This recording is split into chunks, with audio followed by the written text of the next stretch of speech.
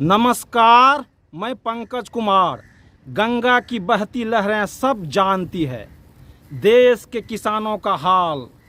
जब किसानों का कोई नहीं सुनता तो आ गया गंगा के पास किसानों का हाल सुनाने।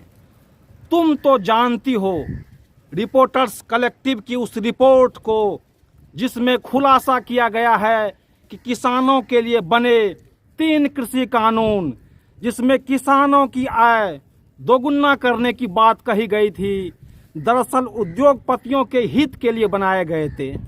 कहानी यह है कि शरद मराठे नामक एक अमेरिकी व्यवसायी के सुझाव पर नीति आयोग ने एक 11 सदस्यीय टास्क फोर्स का गठन किया था, जिसमें अडानी, महिंद्रा, बिग बास्केट, पतंजलि जैसे उद्योगपति शामिल थे, जिसमें एमएसपी को लेकर बात ही नहीं किया गया।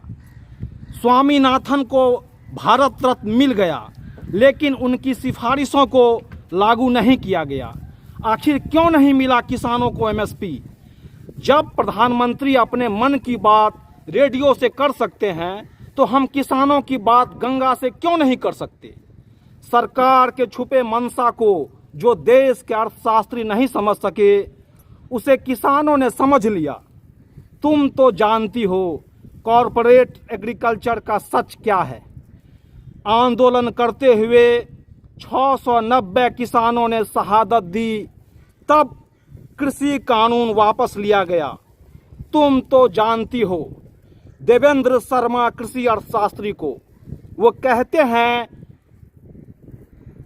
कि 1970 में स्कूली शिक्षक का 90 रुपये प्रति माह औसत मासिक वेतन 45 साल में यानी 2015 में 280 से 320 गुना बढ़ गया। इसी अवधि में सरकारी कर्मचारी का वेतन 120 से 150 गुना तक बढ़ गया और कॉलेज प्रोफेसर के वेतन में 150 से 170 गुना तक इजाफा हो गया। मगर इसी अवधि में किसानों के लिए गेहूं के एमएसपी में मात्र 19 गुना की वृद्धि हुई। दूसरे शब्दों में, खाद्य महंगाई को नियंत्रित रखने के लिए जानबूझकर किसानों की आय को कम रखा गया है।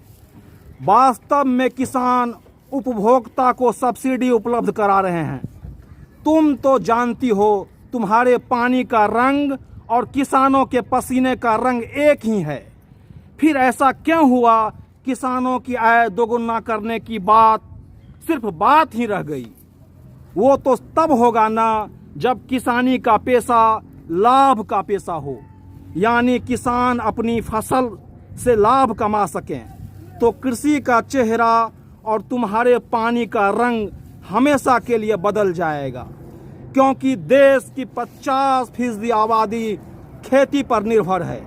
लेकिन याद है ना कि किस तरह उपज के बाद आलू, प्याज, टमाटर को सड़क पर फेंकना पड़ता है। पर्यावरणीय आपातकाल के इस दौर में, जब चरम मौसमी घटना, सूखा, बाढ़ आम बात हो, ऐसे में सरकार के 2018 के आर्थिक सर्वे के अनुसार प्राकृतिक आपदा के कारण 18 से 25% उपज कम हो सकती है। मेरे लिए फिर इससे बचने का मेरे लिए क्या सुरक्षा कवच है? लेकिन तुम साक्षी रहना, सुना है देश में चुनाव है, ऐसे में मेरा कौन सुनेगा? वैसे भी पंकज का संवाद कोई नहीं देखता सिवाय तुम्हारे। नमस्कार, मैं पंकज कुमार।